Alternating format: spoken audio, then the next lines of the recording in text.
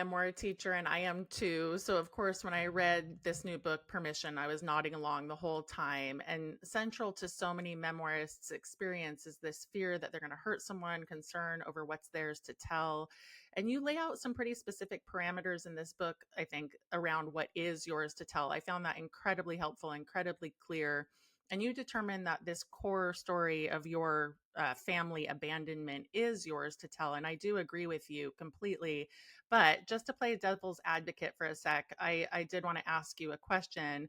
Does it matter if it's yours to tell if your family disowns you? And would you have done it differently if you had known what you were going to lose? That's such a great question. This is something that I think about all the time. Um, I believe that we all, and I'm not going to mangle the famous James Baldwin quote about having, all of us have one story that we tell over and over and over again, and it comes out in different forms and different shapes. And it gets bigger, it gets smaller. I believe that had I not told the story that I did in my first memoir, it would have come out elsewhere because my family, we have a core theme. Every story, every family, I believe has a core theme. My family's core theme is one of abandonment, and it gets passed down generation to generation to generation, like the color of our eyes or the texture of our hair. It's just our story. Um, had I known what would have happened, I would have not, probably not just spilled it into the memoir itself. I would have probably sat down with the family members and spoken to them about it before I wrote it. But again, that also begs the question: when is a secret not a secret? If you don't know it's a secret, does it still make it a secret? Right? So that there's that. Um, it's a tough question, and it's a tough thing to ask of oneself, and I think we all have to ask it.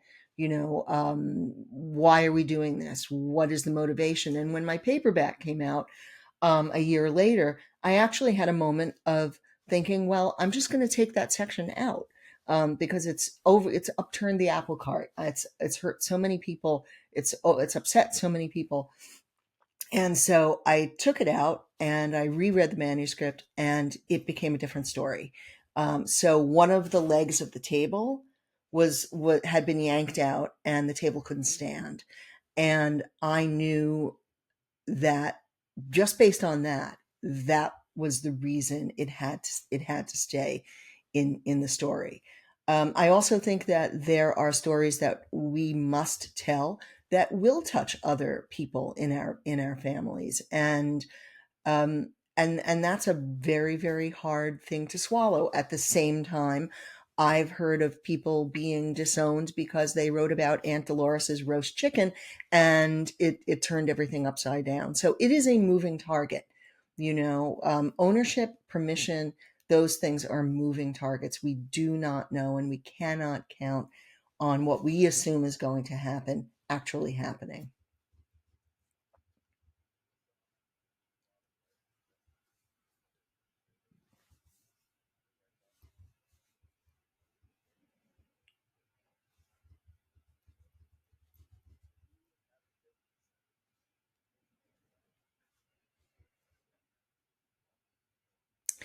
I am not. And the reason is, there's a famous, and I'll make it really short. There's a famous story about Honor Moore, the wonderful poet and essayist Honor Moore, who many years ago wrote a book about her father, the Reverend Paul Moore, who was the Archbishop of the Episcopal Church in the city of New York, and he was bisexual. He had written a book of his own about his in which he implied he was fairly clear about his bisexuality.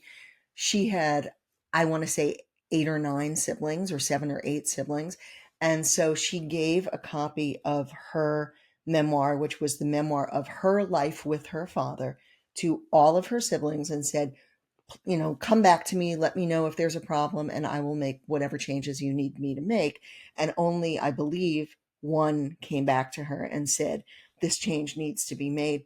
The fast forward, the New Yorker excerpts the memoir, and a week later, the siblings who didn't comment on it pillory her in the New Yorker. And if you Google Honor More, New Yorker, this is what comes up. This is a really, really famous story. So I do not believe that it's always a guarantee, that showing people everything is a guarantee, that something like that is not going to happen. I also think that, if we are showing, or we're telling, or we're asking family members to corroborate something, that's a different story, or whomever. I mean, I reached out to Catherine Harrison in permission, because I wanted to make sure that I was getting a story of hers straight. And she came back to me, thanked me, and told me exactly what happened. And that went into the book itself. But again, it's a moving target, and Honor Moore's story is a really clear indicator of that. We never know. It is human instinct to read something and then to sit, and as my family would say, to sit and grizzy over it, quietly, after we've had a chance to comment on it, and then we take issue with it when it comes out. So nothing is a guarantee, and based on that's one reason why I don't recommend it. It's also a sure way to short circuit your own creative process, because then you start worrying and fretting about the possibilities that may or may not ever happen, instead of focusing on the work itself.